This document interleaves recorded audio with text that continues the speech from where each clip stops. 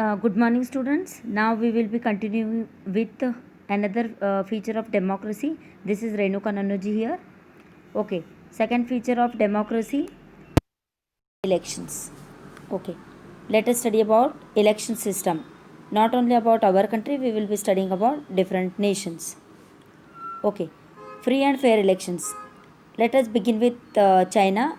The example is given in your textbook also. Regular elections after every 5 years for electing country's parliament, called National People's Congress. In China, elections are held regularly. Every 5 years they conduct elections, and the country's parliament is known as National People's Congress. But here, NPC has power to appoint the president of the country. It means who is appointing the president of China? National People's Congress. National People's Congress has the power to appoint the president of the country. No choice to the people in election. And before contesting elections, candidates need the approval of Chinese Communist Party.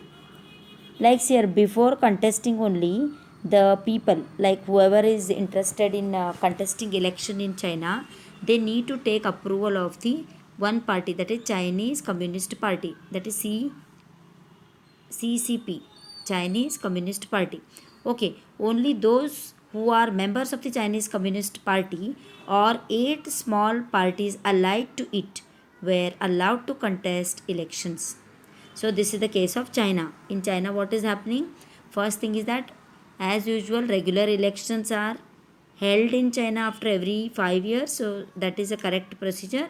But the parliament, that is National People's Congress, is having a lot of control over the elections. It has the power to appoint the president of the country, and choice is not given to the people in the election. And also the contestant need to take the approval of Chinese Communist Party. Okay, so only those who are the members of the Chinese Communist Party or the 8 small parties allied to it were allowed to contest in elections. Okay, now the next example is Mexico.